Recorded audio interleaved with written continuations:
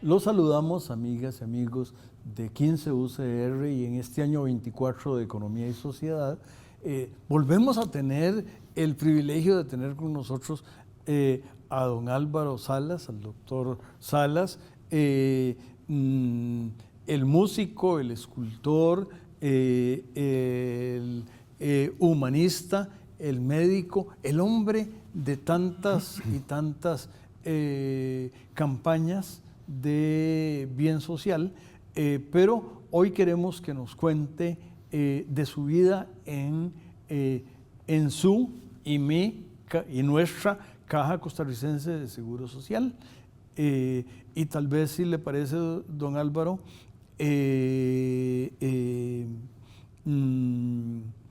sabemos de que usted estudió medicina aquí en este campus, que se graduó de médico, pero eso no necesariamente lo ubicó en la Caja. ¿Cómo la primera vez que usted apareció en planillas de la Caja, cuándo fue y cómo fue y qué pensaba usted entonces? Bueno, un gran gusto estar de vuelta en el programa, me encanta, es un programa que uno quiere, que lo quiere mucho. Y entonces, pues por supuesto que es una gran satisfacción estar de vuelta. Bueno, esa pregunta es muy interesante porque yo comencé con el Ministerio de Salud, ¿verdad? Lo primero que tuve a mi cargo fue una unidad móvil del Ministerio de Salud en aquel boom de los años 70, que fue impresionante, donde habían vehículos del Ministerio de Salud recorriendo todo el país en la primera reforma del sector salud de esa época, donde empezaron los puestos de salud a brotar como abejones de mayo por todo el territorio nacional, una cosa espectacular, impresionante. Era la época del presidente Daniel Obeid y del ministro de Salud, Herman Weinstock, quien nos dejara recientemente. El doctor Weinstock y su gente, un equipo de gente extraordinaria, no recuerdo una época tan extraordinaria para el Ministerio de Salud en aquel momento, por la calidad de profesionales, por el compromiso. Tal vez durante la campaña también volvió a brillar, sin duda alguna, el Ministerio de Salud con el doctor Daniel Salas. Pero en aquel momento eran enfermeras que eran realmente sargentas, ahí no había mucho que hacer, ¿verdad? Esa gente mandaba, tenía poder, ¿verdad? Teníamos una serie de expertos en salud pública, de lo que se sabía entonces, ¿verdad? Que era bastante poco, sobre todo cuando uno lo ve ahora retrospectivamente. Entonces yo comencé con una unidad móvil viajando por todo Nicoya, ¿verdad? Era una cosa preciosa. La Nicoya del Bicentenario. La Nicoya del Bicentenario, exactamente. Y resulta que viajábamos con dos y la enfermeras. zona verde, porque la otra cosa que no debemos olvidar es que Nicoya es una de las 9 zonas azules, dije verdes, pero me equivoqué, gracias por corregirme, de las zonas azules del planeta. Pero no vamos a hablar de eso, a menos que usted quiera. Bueno, resulta que no, en la unidad móvil yo visitaba comunidades como Roblar. Era una comunidad como ver esas imágenes de Suiza que siempre sacan unas casitas de madera, ¿verdad? Todas las casitas de madera sin pintar. Una cosa muy interesante que a mí me llamaba mucho la atención. ¿Por qué las casitas son sin pintar? ¿Verdad? Era una comunidad de una población muy envejecida, muchos viejitos. Roblar era muy importante porque era el camino que comunicaba Nicoya con Puerto Til. Y entonces había un tránsito muy importante en esa época, ¿verdad? Entonces tenía una trascendencia. Y otra comunidad que se llamaba Copal, todavía existe. Copal porque lleva el nombre del árbol de copal que en el pasado nuestros chorotegas lo utilizaban para el ceremonial, porque cuando se quema la cáscara del copal, tiene un perfume extraordinario que producía algún efecto muy interesante. Yo, por supuesto, tengo sembrados en Atenas palitos de copal, que son una maravilla, una belleza de árbol. ¿Sigue su plantación de café exitosa? De cacao. Ah, de cacao, de quise cacao, decir. Sí, pensé cacao y dije café. Y resulta que visitábamos las playas en la unidad móvil, Sámara, Nosara, ¿verdad? Conchal, íbamos a Tamarindo, no exactamente al borde ahí del mar, ¿verdad? Sino a la comunidad de Tamarindo, a la comunidad de Sámara. Y la gente, don Juan, nos recibía como quien recibía al niñito de Dios, ¿verdad? No habían otros servicios que no fuera la unidad móvil. Nosotros llevábamos medicamentos que se llevaban en botes enormes, ¿verdad? Un galón, medio galón, y la gente llevaba frasquitos de vidrio lavados para nosotros darle el antiácido, el antitusivo. Ese era esos elementos que hoy, ¿verdad? Contados, parecen como imposibles de imaginar, ¿verdad? Porque hoy si no es de patente y con un frasco lleno de rótulos y de cosas. Y no están ahí todos los cherifes de los colegios profesionales respectivos, ¿no se puede? No se puede. Pues resulta que nosotros teníamos, el Ministerio de Salud tenía un arsenal, ¿verdad?, de medicamentos en botellas enormes que nosotros le repartíamos a toda la gente. No era con la caja entonces. Hasta que un año después, terminado el servicio social y terminaba mi aventura con el Ministerio de Salud, el doctor Sotomayor Guevara, que nunca olvidaré, del hospital Monseñor Sanabria en Punta Arenas, me llama y me dice que por qué no hacemos algo de eso que estoy haciendo yo ahí en el Roble de Punta Arenas. Y por supuesto que empaqué los 3 maritates y me fui para Punta Arenas. Y allá comenzamos el primer EVAIS que tuvimos, ¿verdad? Lo más rústico en el Seguro Social, que esa era la gran diferencia. Porque en el Ministerio era muy normal, era muy natural tener el nivel de atención primaria, ¿verdad?, en las comunidades. Pero para la caja no, la caja eran clínicas del Seguro Social, ¿verdad? Entonces el doctor Roberto Sotomayor, que en paz descanse, porque me dio la oportunidad. Y con otra característica. El Seguro Social era para los trabajadores que cotizaban. Asegurados, para los asegurados, efectivamente. Entonces había una enorme diferencia, la población era otra, ¿verdad? Y entonces me vine al Roble, el INBU nos donó una casa, nos prestó, digamos, nos prestó una casa en el Roble, y esa casita la hicimos la sede del primer EVAIS, y el primer sector fue el Roble. Pero el Roble era como muy claramente definido, y usted va al Roble ahora y no sabe dónde queda. Aquello ha crecido de tal manera en esa zona de Punta Arenas que ya uno no ve los límites de cómo estaba eso organizado en el pasado. Lo cierto es que el hospital me prestó una enfermera, que nunca la olvidaré, una auxiliar de enfermería que con un compromiso con la gente, y empezamos a ir casa por casa, a hacer todo el trabajo de visita domiciliaria, a levantar la ficha familiar, llevar toda la información detallada, pero al Seguro Social. Yo no sé si logro explicar la diferencia. Antes de que existieran las OTAP. Antes de que existieran los OTAPs, exactamente. Bueno, antes de que existieran los OTAP y antes de que existiera el segundo segmento, que es al que iremos.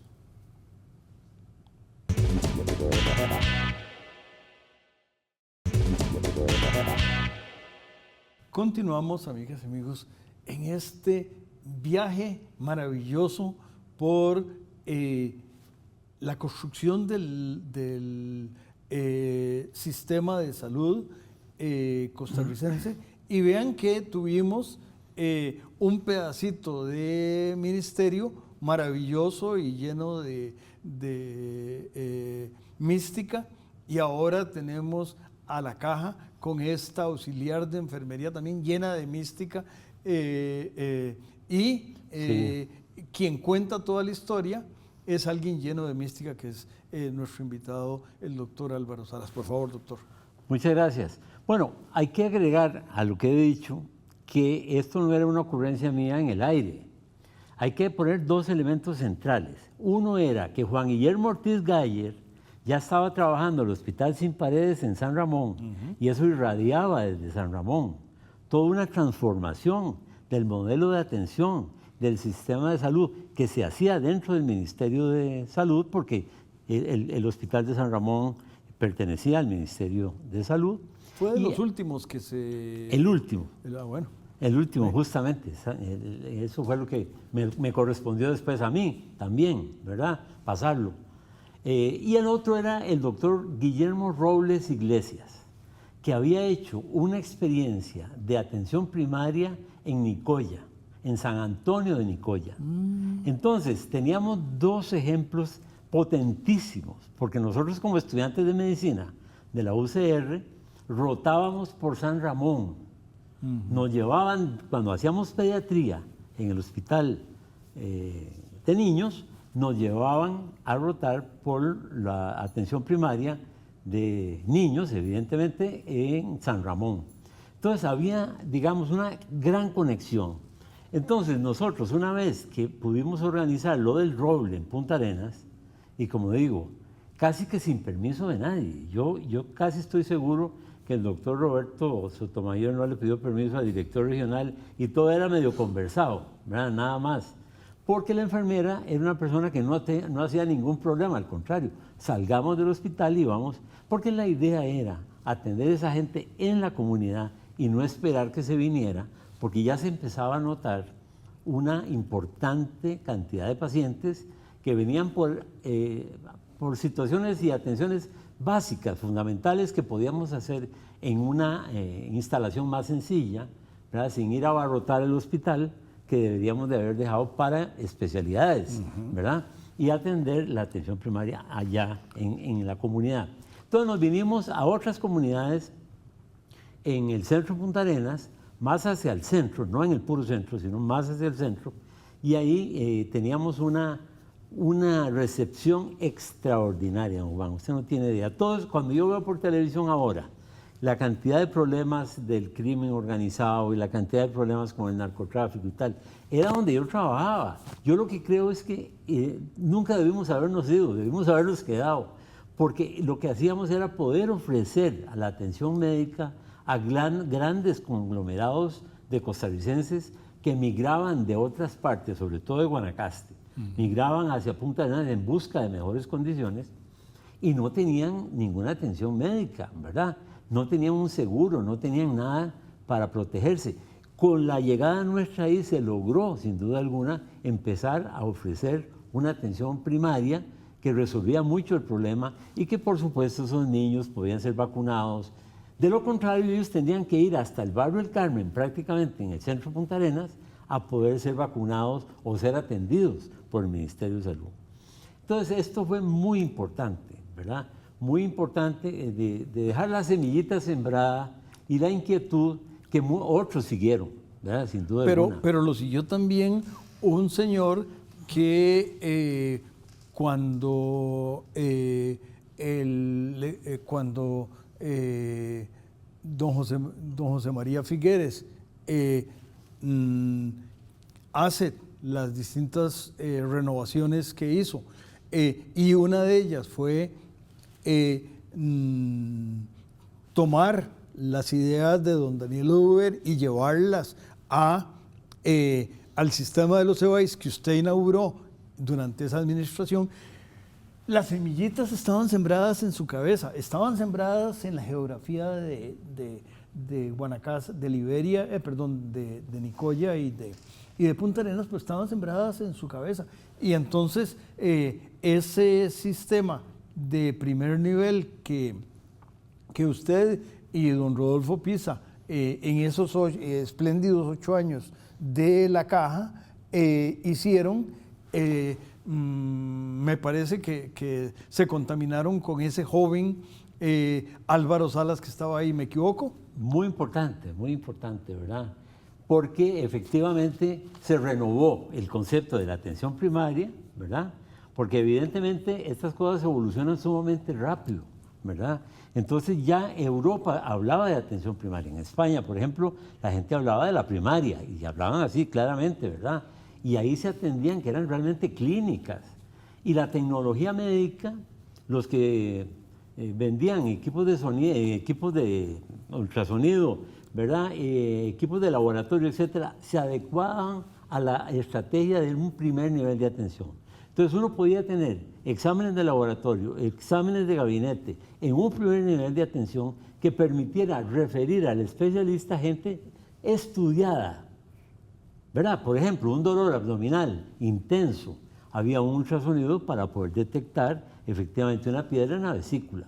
Una cosa es mandar a un paciente diciendo, le duele el abdomen, y otra es decirle, no, le encontramos una piedrita en la vesícula.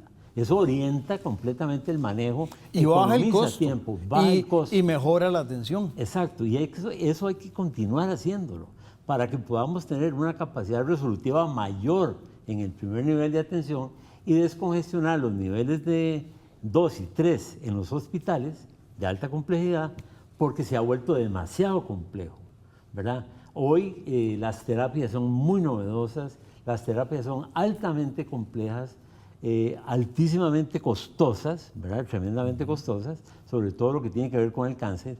Luego los procedimientos en cardiología son impresionantes, ya no hay que abrirle el pecho a una persona para cambiar las válvulas, se le cambian las válvulas así en in situ, ¿verdad? Sin abrir el pecho, y hay una cantidad de más y más tecnología que se aplica a nivel terciario. Entonces podríamos hacer mucho más en la base para resolver otros problemas de gran volumen en ese primer nivel, a mejor costo, a menor costo, ¿verdad? Y con mayor satisfacción de la gente. Entonces yo pienso que todo eso sigue, no ha parado. Aquí no ha parado el cambio y la transformación. Me parece que se viene una nueva revolución. Pues con esa nueva revolución iremos al tercero y último segmento.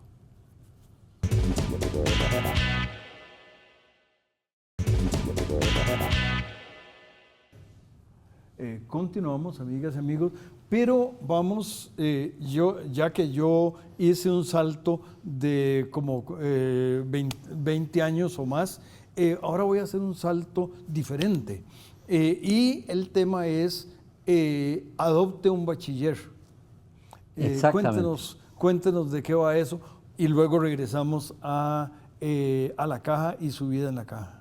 Bueno, en estos años, que tiene que ver con la pandemia y las consecuencias de la pandemia, que agravaron problemas que teníamos muy serios en el campo de la educación, donde sabíamos que se estaban quedando una gran cantidad de muchachos sin concluir los estudios secundarios, que algunos abandonaban y desertaban muy tempranamente del primer nivel de la primaria, y luego en la secundaria. Con la pandemia esto se puso aún peor, y la gente del Estado de la Educación nos ha ilustrado gráficamente y a todo color la gravedad del problema. Tenemos 350,000 estudiantes que no concluyeron el bachillerato.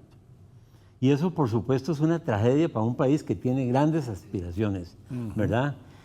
Porque tenemos que incorporar a esos 350,000.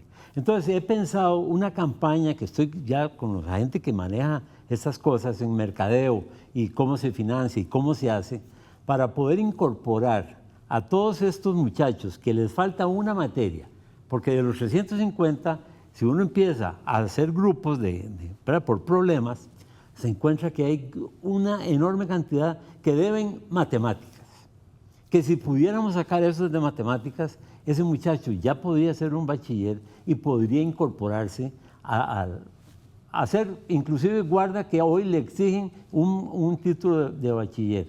Y hay institutos que se los inventan, que por 50,000 pesos le dan uno de falso, con tal de que pueda ser guarda. Entonces estamos equivocándonos. Me parece que no puede ser eso de ninguna manera, sino adopte un bachiller. Mi propuesta es a todos los costarricenses en cada comunidad, porque están distribuidos en todo el territorio nacional, adopte un bachiller. Eso quiere decir que nosotros le podemos dar la lista de gentes en mi pueblo querido, en primer lugar, en Atenas, por supuesto, ¿verdad? Donde están 20, 25 muchachos que deben matemática, otros 50 que deben español, otros que deben estudios sociales, etcétera, y que podamos financiarlos para que terminen esa materia que les falta. El Ministerio de Educación nos puede ayudar muchísimo con los colegios nocturnos unos, otros con el mismo diurno, porque lamentablemente la gente se metió y se insertó, en algunos casos, a la fuerza laboral, pero con salarios sumamente bajos y con condiciones sumamente bajas porque no están calificados, ¿verdad? No están ni medianamente calificados. Entonces queremos lanzar una campaña que se llame Adopte un Bachiller. Bueno, adopte un bachiller usted y continuemos con esta maravillosa vida dentro de la caja de este espléndido graduado de la Universidad de Costa Rica, y lo digo con todo el orgullo. Muchas gracias. Bueno, efectivamente, como decía en el segmento anterior, el tema de la atención y los cuidados de la salud cambia a tal velocidad. Se incorporan cada vez nuevos medicamentos, nuevas moléculas, nuevas tecnologías que permiten hacer cada vez más y resolver más problemas en el primer nivel de atención. Eso es una cosa fundamental. Si nosotros logramos que ese primer nivel de atención efectivamente lo equipemos adecuadamente y capacitemos a nuestros médicos y a nuestras enfermeras y a nuestro personal del primer nivel de atención, los ATAPs, ¿verdad? En su visita, porque ellos ya tienen un diagnóstico, ya son 20 años, ¿verdad? Entonces tenemos un diagnóstico de lo que pasa. Ahí hay dos figuras importantes. Uno es las personas de la tercera edad. El anciano cada vez se ve con muchísimo más presencia entre la problemática de la atención médica, ¿verdad? Pero entonces, lo ideal con el anciano es poder resolver todo lo que se pueda a nivel de su casa, inclusive, que no tenga que salir a esperar en una fila, a agotarse, a cansarse, sino que en esa visita domiciliar un técnico de atención primaria pueda resolver con ayuda del médico, de la enfermera, en esas visitas periódicas a sus casas, porque, don Juan, están marcadas las casas donde tenemos problemas con las personas de la tercera edad. Sabemos en un mapita electrónico en la computadora o en una tablet a dónde están las personas. Yo no dejo de ir a verlo, ¿verdad? Es algo espectacular, porque con solo la tablet que ellos ya llevan ahí en la motocicleta, ahí va la tablet, la sacan. Bueno, la casa aquí de este señor. ¿Qué es lo que le pasa al señor? Bueno, es un diabético, es un hipertenso, es un cardiópata, ¿verdad? Que lo único que necesita es estar compensado con la terapia. O sea, la terapia no le debe faltar nunca. En la medida que la tenga, está estable y hace una vida normal. Ese es el secreto de la enfermedad crónica, hacer una vida normal, ¿verdad? Eso significa salir a caminar un poquito, asolearse un poquito, tomar mucho líquido, hacer reposo y mantenerse activo intelectualmente. Que la gente lo visite, que le converse, que le cuente cuentos y que él le cuente los suyos, ¿verdad? Esa actividad intelectual es vital en la persona mayor y en cualquier otra para mantenerse afectivamente integrado en su núcleo familiar, en su núcleo de amigos, que es lo que las zonas azules nos han enseñado en Nicoya, ¿verdad? Hay un componente espiritual muy importante, hay un componente de propósito, ¿verdad? Cada mañana cuando me levanto, ¿qué quiero hacer hoy? ¿Qué es posible hacer hoy para pasar el día entretenido y contribuir en lo que se pueda? En el caso de Guanacaste, yo me asombro porque ahí tenemos gente muy amiga que nos invita siempre a ir a ver lo que está pasando con las zonas azules. Y es impresionante ver a las señoras de 100 años, de 98 años, palmeando tortillas, ¿verdad? Palmeando tortillas. El otro saca un machetico y va y limpia el patio. Nadie se lo está pidiendo que lo haga, pero resulta que él lo hace, él acomoda la leña, él ve los animales. Es una cosa vital para su existencia. Y esa persona nosotros la mantenemos sana el mayor tiempo posible. Aquí el secreto es estar sano el mayor tiempo posible. Todo lo demás es ganancia. Así es que yo pienso que tenemos que seguir con nuestro modelo de atención, con la atención primaria modificada y entendiendo los cambios que la tecnología nos está dando, que son espectaculares, ¿verdad? Tenemos cada vez muchísima más incorporación de tecnología simple y barata para poder mantener grandes contingentes de personas mayores y menores saludables, que esa es la idea. Pues saludables, esperamos que ustedes con esa salud disfruten de los espléndidos programas de 15 UCR y muchas gracias, doctor, por hacer tantas cosas. Adelante.